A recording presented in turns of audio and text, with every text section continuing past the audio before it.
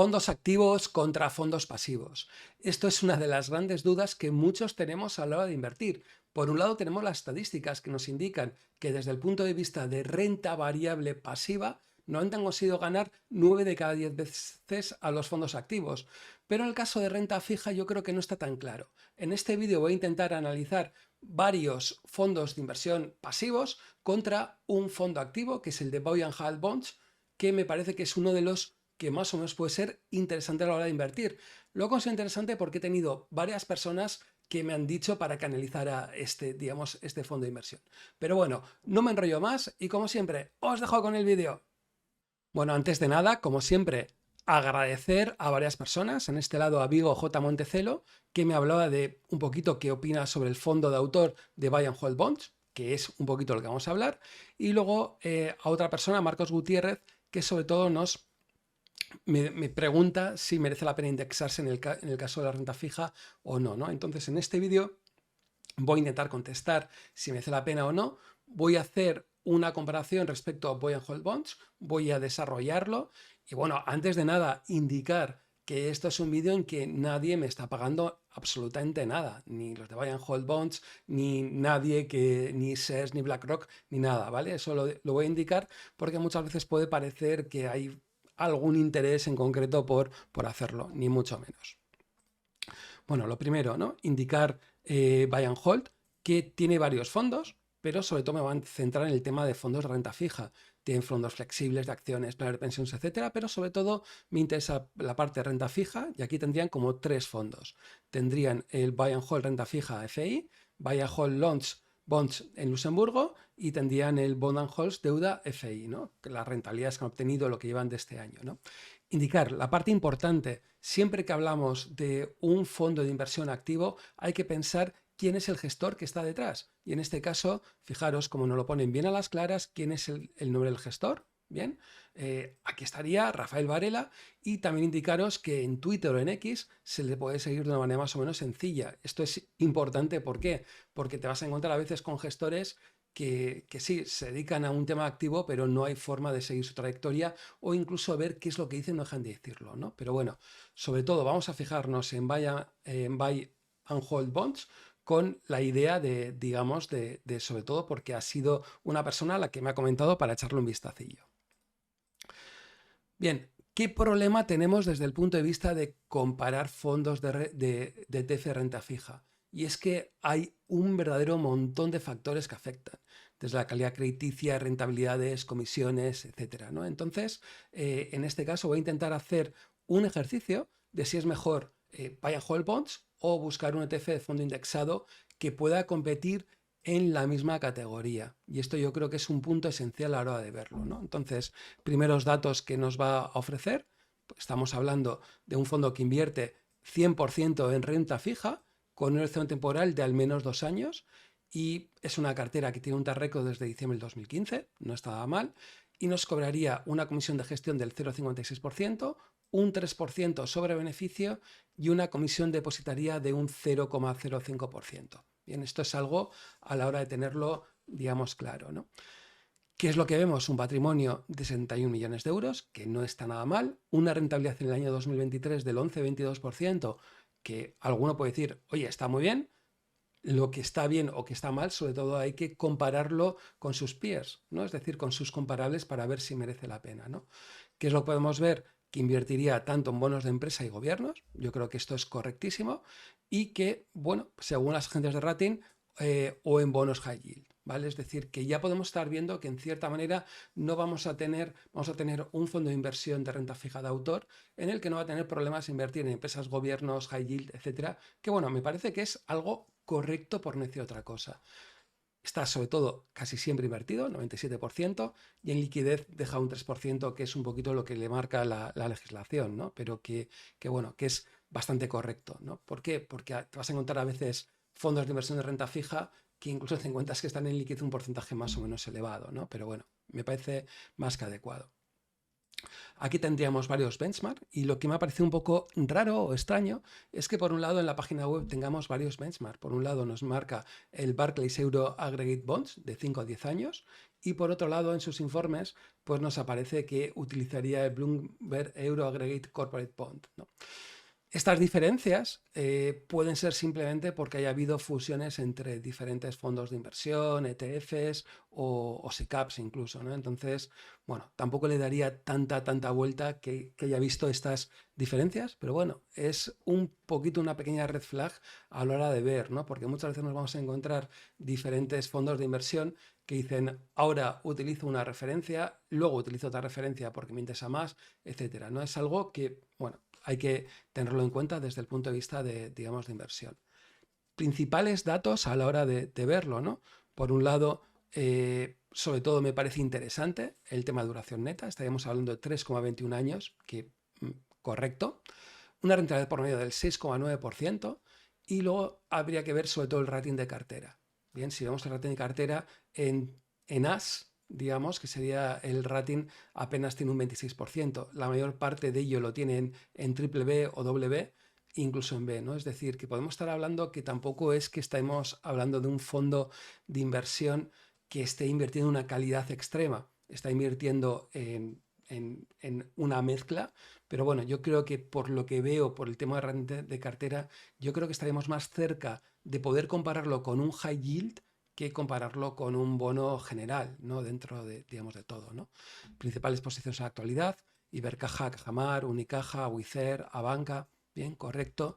Igual me parece un poco fuerte, ¿no? Tener tantas posiciones por encima de un 5% y es algo que no me acaba, digamos, de convencer, ¿no? Es decir, que esto huele a que la cantidad, digamos, de posiciones que tienes son relativamente bajas, ¿no? Yo creo que en renta fija se puede diversificar un poquito más, ¿no?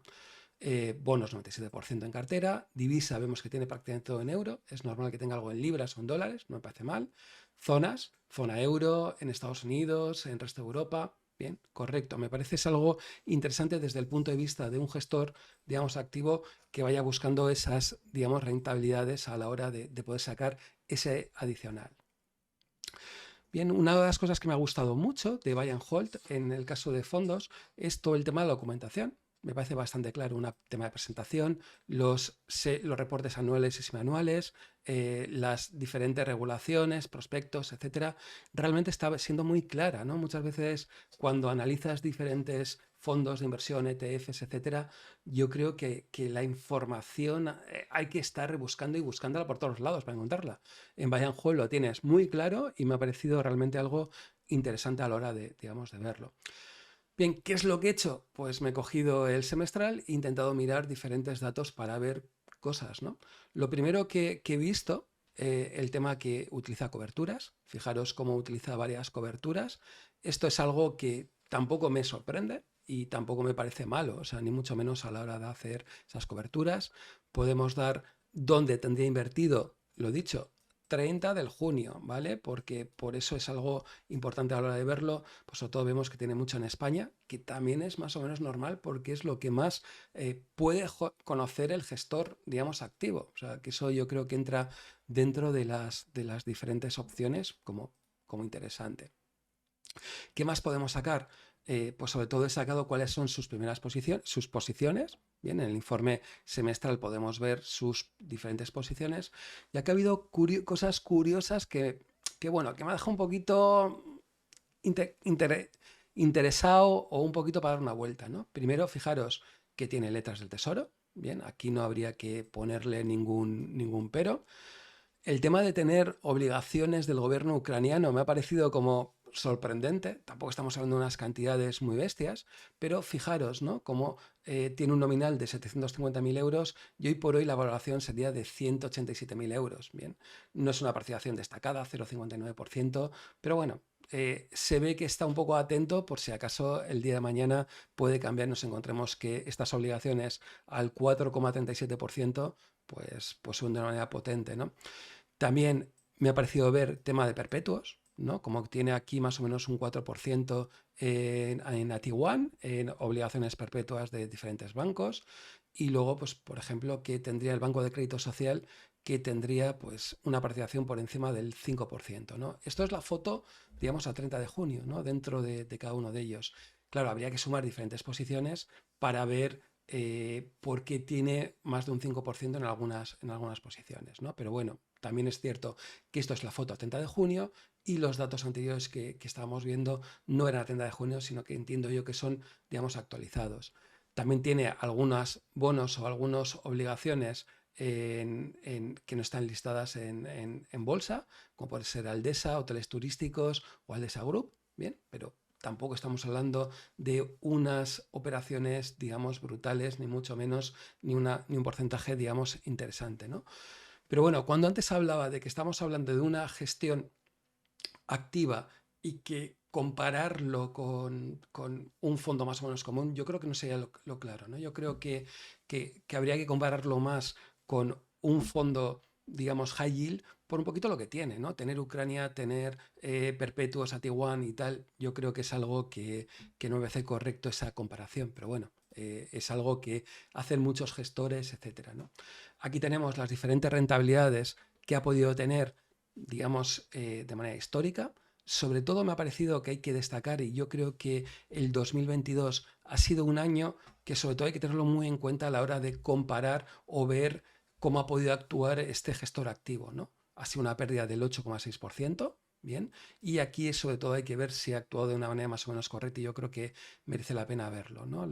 A ver si lo estaríamos haciendo más o menos correcto o no. Bien, aquí, ¿qué es lo que, digamos, hecho?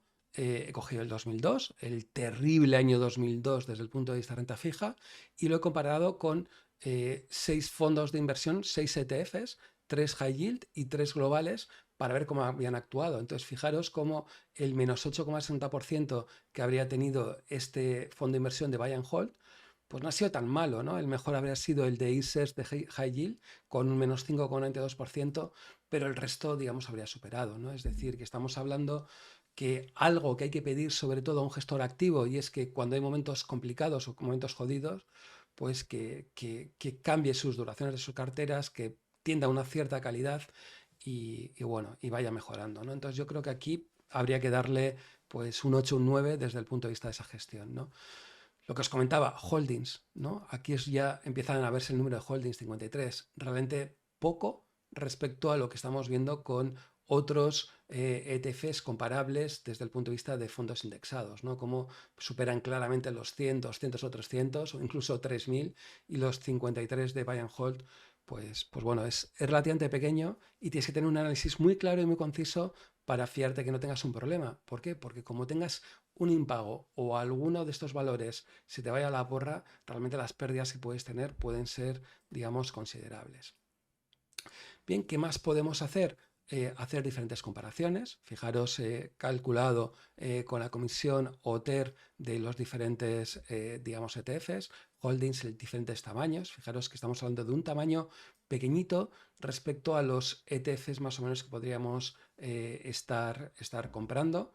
¿Cuál es su rendimiento a peor? Fijaros como este 6,90%, para poder darte este 6,90% que te da buy and hold, estamos más cerca de un high yield que un global a la hora de compararlo, una duración efectiva de 3,21, más cerca de un high yield como hablamos, una calidad crediticia de BB. Esto lo he comparado respecto utilizando Morningstar, ¿vale? Para de verlo. Y luego, sobre todo, vamos a hacer la comparación desde el punto de vista de rentabilidades, ¿vale? Entonces, aquí fijaros, ¿no? A rentabilidad a 3 meses, realmente ha conseguido una mayor rentabilidad el buy and hold. Anualizado también habría conseguido mejor rentabilidad. A 3 años habría conseguido una rentabilidad anualizada del 2,18 comparado con el resto que o bien no tenemos datos o habría estado en negativo. A 5 años claramente se ve que ha tenido una posición, digamos, anualizada positiva, ¿no? Es decir, que podemos estar hablando que tendría, digamos, ese valor añadido, ¿no? Contar con este fondo de inversión activa, yo creo que nos había dado ese extra, con todo, a pesar de ser unas comisiones que tampoco son excesivas. Claro, si nos habíamos encontrado que en vez de cobrarnos un 0,60 nos habían cobrado pues un 1,5, pues posiblemente los datos no habrían sido tan claros, ¿no? Lo dicho, las comisiones no son excesivas, teniendo en cuenta la rentabilidad extra que nos ha ido ofreciendo este fondo respecto a otros peers o otros comparables. Igual la pega le pongo en estas 53 posiciones, que no son demasiado elevadas, ¿no? Yo creo que posiblemente todo esto se relaciona a que el fondo no es demasiado pequeño y tampoco no es demasiado grande, entonces tampoco puedes comprar y diversificar demasiadas posiciones como punto. También me hubiera gustado tener un periodo de tiempo más elevado. Yo creo que a partir de unos 10 años ya empiezas a comparar, pero fijaros, no tenemos tanto track record ni en ETFs ni en buy and hold, ¿no? Para poder hacer todas estas comparaciones de esta renta fija indexada, ¿no? Y bueno, veo que puede ser un buen fondo de inversión táctico para comprar sin unas duraciones excesivas, ¿no? Para alguien que quiera invertir en renta fija o pasar a renta fija, yo creo que este buy and hold bonds me parece un fondo realmente interesante para tener en nuestra, digamos, cartera, digamos, de inversión. Y nada más. Espero que os haya gustado el análisis un poquito que he preparado de buy and hold bonds. Me ha parecido realmente, digamos, interesante.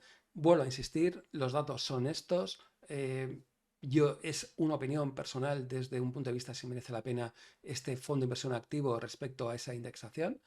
Y nada más, simplemente recordaros que tenemos un canal de Telegram, Mejores Depósitos Subasteros, en el que sobre todo hay una cierta comunidad en la que pues más o menos se habla, se comenta sobre diferentes opciones, desde subastas de depósitos, de letras, ETF, renta fija, etcétera. Y como no, os invito a que participéis y nada, recordaros que ya hay más de 1800 miembros y es algo que yo creo que empieza a ser una referencia desde el punto de vista de inversión en letras, bonos, etcétera. Nada más, nos vemos en el siguiente vídeo.